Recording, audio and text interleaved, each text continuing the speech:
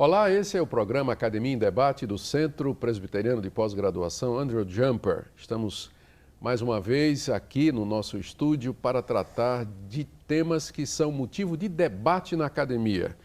Algumas pessoas pensam que o objetivo do programa é promover o debate entre convidados. Não é esse o nosso objetivo. Nós convidamos especialistas em diversas áreas para tratar ou para dialogar, conversar sobre temas que estão sendo debatidos na academia teológica, na academia secular, enfim, assuntos que são do interesse geral, do público em geral. E o assunto de hoje, com certeza, se encaixa nisso. A origem do mal. O mal existe, é uma realidade, nós sabemos disso, mas de onde ele vem? Por que é que ele existe? É incompatível a presença do mal no universo quando existe um Deus que governa esse universo? E para falar desse assunto, discutir esse assunto, debater esse assunto, estão conosco dois professores do Centro de Pós-Graduação Andrew Jumper, Dr. Heber Carlos de Campos, que é doutor em Teologia Histórica, e o Dr. Leandro Antônio de Lima, que é doutor em Letras. Muito bem-vindo, professores, para discutir esse tema tão complicado, não é? Um dos argumentos que é usado contra a existência de Deus, geralmente pelos ateus, é mais ou menos o seguinte: é impossível admitir a existência de um Deus que seja todo-poderoso e bom, que se cala, se omite ou fica impotente diante da realidade do mal no mundo. O mal existe, o mal está aí no mundo, traz sofrimento, dor, morte, desgraça. Se Deus é Deus, conforme o cristianismo diz, por que o mal existe, professor Leandro? O argumento só tem valor quando as pessoas não entendem quem é Deus, né? Que Deus é esse. Então, a concepção popular de Deus não, muitas vezes, quase nunca está de acordo com o que a Escritura revela a respeito de Deus. A solução para o enigma está em perguntar se Deus tem um propósito, se Deus tem uma razão para que o mal exista, né? E justamente a Bíblia nos dá essas razões. Deus permite a existência do mal, ele decreta, inclusive, a existência dele, embora, mesmo decretando, Deus não pode ser considerado o criador ou o autor do mal, mas Deus sim decreta a existência do mal porque ele tem um propósito com a existência do mal, que em última instância é revelar sua glória, revelar seu poder, sua grandeza, sua bondade, sua majestade. O mal, nesse sentido, é útil para revelar os atributos de Deus. Professor Heber, isso não torna Deus egoísta? Por que Deus permitiria o mal, sofrimento das suas criaturas, só para mostrar quem ele é? Essa pergunta, que é uma boa pergunta, ela normalmente acha que Deus tem que ser nivelado à nossa situação. Esquece de que Deus está numa categoria diferenciada da nossa. Então, se nós falamos que Jesus Cristo revelaria as glórias do Deus triuno ao se encarnar e ao morrer por pecadores, a gente não está dizendo que Deus é egoísta, porque Deus está assumindo a dor de resolver o problema do mal sobre si e não para nós. Então, por exemplo, quando nós falamos com pessoas que têm a impressão de que o cristianismo, principalmente aquele de linha calvinista, coloca Deus numa situação ruim, a gente diz, olha, essa situação se torna muito diferente quando a gente olha para a pessoa de Jesus Cristo. Ele é o Deus que não nos ensina a vencer o mal. Ele é quem vence o mal em favor daqueles que creem nele. Uma das soluções, professor Leandro, que estão aí presentes no meio evangélico para resolver essa questão do mal é a chamada teologia relacional ou teísmo aberto, que para livrar, desculpa a expressão, para livrar a cara de Deus, dizem assim: Deus não sabia, por exemplo, que Adão e Eva iriam cair, Deus não sabia com antecedência que determinadas catástrofes haveriam de acontecer, porque Deus não conhece o futuro está em construção. Então, Deus não pode ser responsabilizado pelo mal. O mal ele é resultado das ações humanas e das escolhas humanas. Deus não pode nem prevê-las e muito menos impedi-las. Então, essa resposta chamada de teísmo aberto ou teologia relacional, ela é compatível com o cristianismo? Ela está correta? Podemos aceitar isso? Na minha opinião, não. É totalmente incompatível, porque na tentativa de justificar Deus, de justificar a justiça de Deus, acaba rebaixando Deus, diminuindo sua sabedoria, sua soberania, seu conhecimento, seu poder e, de certo modo, não dando nenhuma garantia de que o futuro que Deus planejou, o novo céu e a nova terra, que é o fim, é o escatom, venha acontecer, porque pode ser que nada disso aconteça, já que tudo está aberto, já que tudo é relacional. Então, não é uma solução bíblica, não é uma solução cristã. E eu diria que, além de rebaixar Deus, e eu concordo, professor Leandro, é incompatível com o próprio registro bíblico. Por exemplo, tem uma passagem muito conhecida dos cristãos que é dificílima de ser explicada. É uma das, tem outras. Dificílima de ser explicada por qualquer pessoa que adote essa posição. Como, por exemplo, Jesus Cristo prevendo que Pedro não só trairia ele, mas quantas vezes o faria e que seria antes do galo cantar.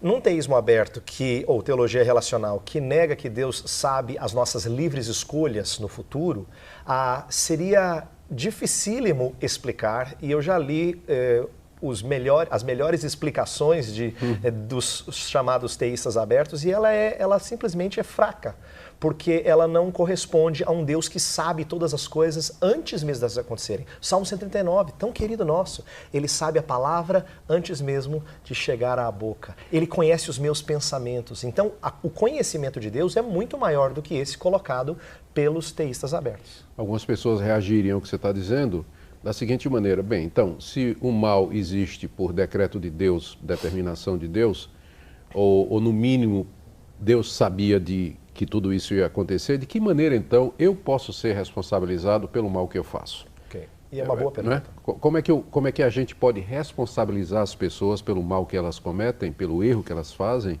se no final isso havia sido decretado por Deus? É importante lembrar que a Bíblia não deixa Deus de fora de acontecimentos malignos, vamos dizer assim.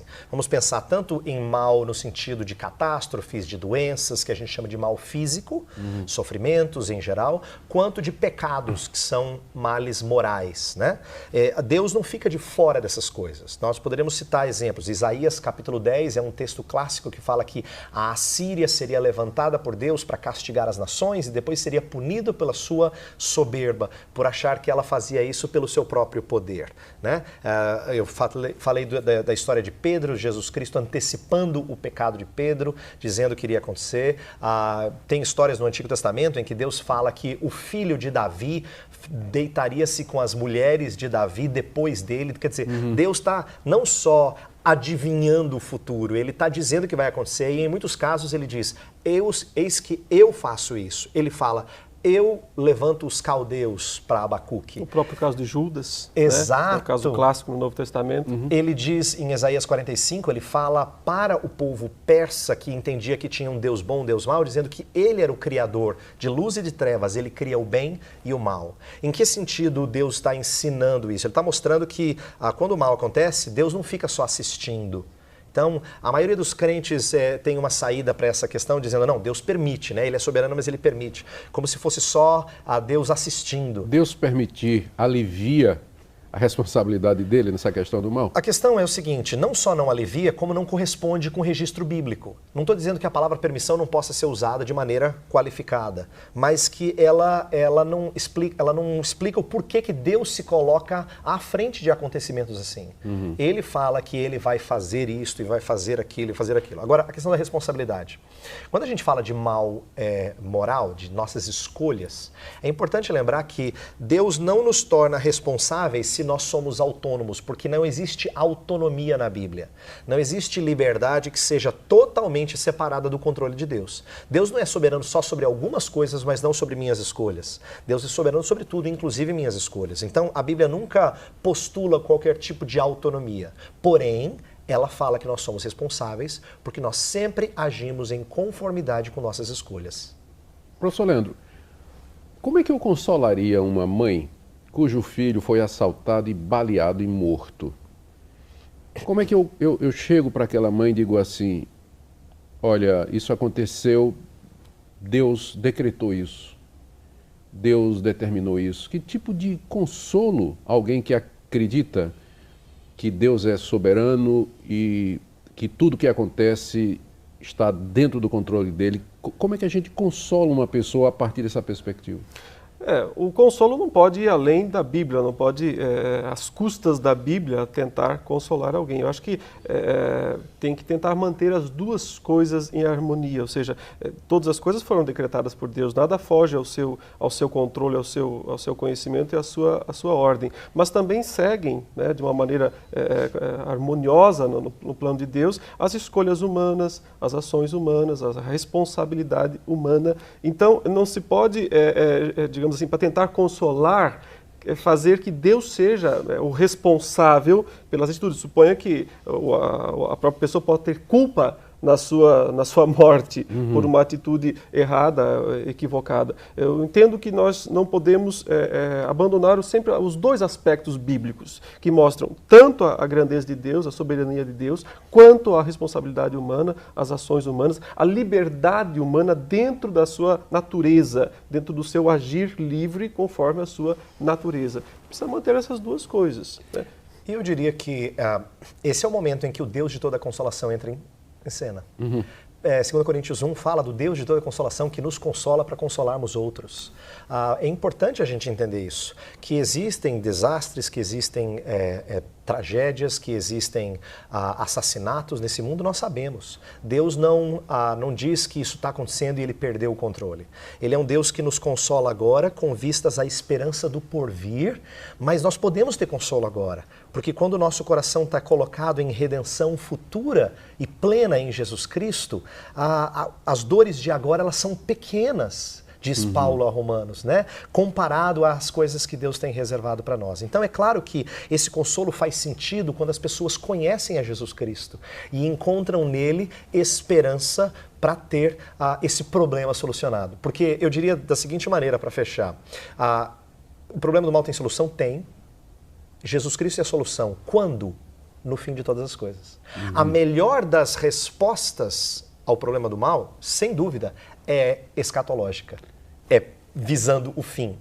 Por ora, nós aprendemos dessas coisas e colocamos nossa esperança nessas coisas e cremos nelas para que nós tenhamos mais entendimento e façamos sentido delas perto do fim, quando as coisas forem consumadas. De onde o mal se originou? Se Deus é Deus, se Ele é santo, se Ele é justo, se Ele é perfeito, se Ele ama a verdade, se Ele aborrece o pecado, odeia a injustiça, de onde vem o mal, professor Eber? É mais fácil nós respondermos de onde vem o mal na esfera humana, porque a Bíblia é um livro que revela a história da humanidade para seres humanos lerem e conhecerem. Então, nós temos mais detalhes sobre como é que o pecado entrou no mundo. E podemos falar, dentro de limitações, um pouco mais sobre isso. O que a gente tem pouquíssima evidência bíblica para falar, e normalmente é onde os cristãos têm mais curiosidade, é como é que o mal surge na esfera angelical. Né? Como é que o mal surge com Satanás, então a história de Lúcifer, queda, tarará, e os anjos caídos, da qual a Bíblia fala disso. Como é que isso acontece? Então, a Bíblia revela pouquíssimo sobre isso. E um princípio que eu tenho adotado, quando as pessoas levantam essa pergunta, é dizer assim, olha, nem toda a sua curiosidade vai ser satisfeita. Porque Deus quer que a gente saiba apenas aquilo que a Bíblia nos revela. E não tem muita coisa sobre aquilo que você quer saber. Então, o que a gente pode falar, eu acho que é interessante nós falarmos, a Bíblia apresenta um ser que caiu por conta de orgulho, né? 1 Timóteo 3,6 fala da soberba, que foi a razão da queda. Você está falando de Satanás. Isso, do diabo. Fala de anjos caídos. O professor Leandro pode expandir nisso aí, mas não dá muitos detalhes sobre isso. A gente sabe que a criação de Deus toda foi boa e que assim como Adão foi criado bom e caiu, nós entendemos que anjos foram criados bons e caíram. Como explicar isso? Aí entra nas dificuldades da teologia. Mas eu fecharia essa minha resposta dizendo que crentes não terão toda a sua curiosidade satisfeita e que é importante a gente focar naquilo que a Bíblia destaca. Então eu prefiro conversar sobre as coisas do mal na esfera humana, Porque na esfera angelical nós vamos dizer, ó, há muito pouco. Não sei o que o professor Leandro diria além disso. Eu creio que a gente falou agora há pouco sobre o teísmo aberto, que é uma espécie de uma solução racional, uma tentativa de isentar Deus da responsabilidade, mas decepando a soberania de Deus, o poder, a onipotência de Deus. Por outro lado, também se faz isso, uma tentativa racional de explicar, dizendo, Deus é o autor, Deus é o criador. Então, nesse sentido, Deus é uma resposta simplista. Né? E que a Bíblia não dá desta maneira. Como foi dito anteriormente, o professor deixou isso claro de uma forma muito boa, nós não podemos isentar Deus de nada. Deus está envolvido em todas as coisas que acontecem. Não cai um fio de cabelo, né, sem que Deus permita, um pardal não cai em terra sem que Deus permita. Então, Deus está envolvido em todas as coisas com sua soberania, com sua grandeza, com seu poder, com sua onipotência. Porém, é ir além da Bíblia, tentar dizer, tentar definir precisamente, sim, Deus criou o mal, sim, Deus é o autor do mal, ou dizer, não, Deus não tem nada a ver com isso, Deus simplesmente cruza os braços e deixa a coisa rolar. Parece ser uma atitude incompreensível a muitas pessoas que querem ou a solução, isso ou aquilo, mas eu entendo que nós nos mantemos dentro do campo bíblico quando nós fazemos isso, porque é isso que a Bíblia faz. Uma das acusações que é feita a essa posição é que a gente, então, se conforma em defender um círculo quadrado. Manter juntas duas posições que são, aparentemente ou logicamente, incompatíveis. Um Deus que é bom, justo, verdadeiro e santo, e, por outro, a existência do mal no universo. Como é que a gente responde à acusação do círculo quadrado? Ou do quadrado redondo? Eu creio que não há contradição em sustentarmos a soberania divina e a liberdade de seres angelicais e humanos de fazerem o que querem fazer e fazerem o mal por espontânea vontade. Quando eles fazem porque querem. Porque querem, claro. A Bíblia nunca esconde isso. Inclusive, quando fala do pecado, em que ela revela muito mais claramente o pecado humano, quando Adão e Eva caíram, eles caíram porque escolheram e porque quiseram ou porque Deus tinha decretado? Então, esse que é importante. Não é um ou outro. São as duas coisas. Sempre são as duas coisas. Biblicamente, vamos falar de algo que a gente sabe. Quando Pedro negou a Jesus Cristo, isso já estava decretado. Tanto é que Deus não adivinha futuro porque ele antevê. O futuro não existe. Ele faz acontecer porque ele escreve essa história. No entanto, Pedro fez por conta do seu temor de não querer se colocar a favor ou do lado de Jesus Cristo em meio àquela pressão toda. Então, o ponto é mostrar que não é um ou outro. E sustentar essas coisas não é contraditório. Há várias outras doutrinas bíblicas que podem parecer contraditórias, mas não são. A gente defende trindade, que são 3 pessoas em um só Deus. Aparentemente, as duas naturezas de Jesus Cristo, ele é plenamente Deus, plenamente homem, o que parece incompatível, mas é interessante, eu tenho dito isso onde eu tenho a oportunidade de ensinar, que nessas outras duas doutrinas, ninguém diz, isso é irracional, nenhum evangélico típico diz, isso é irracional, não vou aceitar. A trindade é irracional, ninguém diz isso. O que pega é a questão da soberania divina e da liberdade humana. Por quê? Porque fere a gente. Porque as pessoas querem se polarizar, né? Ou entre uma e outra. Eu quero dizer o seguinte, por conta da liberdade que parece estar em jogo, uma liberdade que as pessoas gostariam que fosse autônoma, isto é, sem Deus ter qualquer supervisão sobre isso, é que elas ficam então feridas. Então elas dizem, eu não consigo sustentar essas duas coisas, são incompatíveis. Mas esses cristãos que normalmente falam isso, não chegam para mim e dizem assim, eu não consigo sustentar que Jesus Cristo é Deus e homem. Elas são incompatíveis. Não, eles não têm problema com isso. Então o problema não é tanto de racionalidade, é porque fere um desejo, uma disposição nossa de defender o chamado livre-arbítrio. E uma pergunta dos nossos telespectadores que não quer calar essa altura. E livre-arbítrio existe ou não? Então, isso é importante a gente conversar.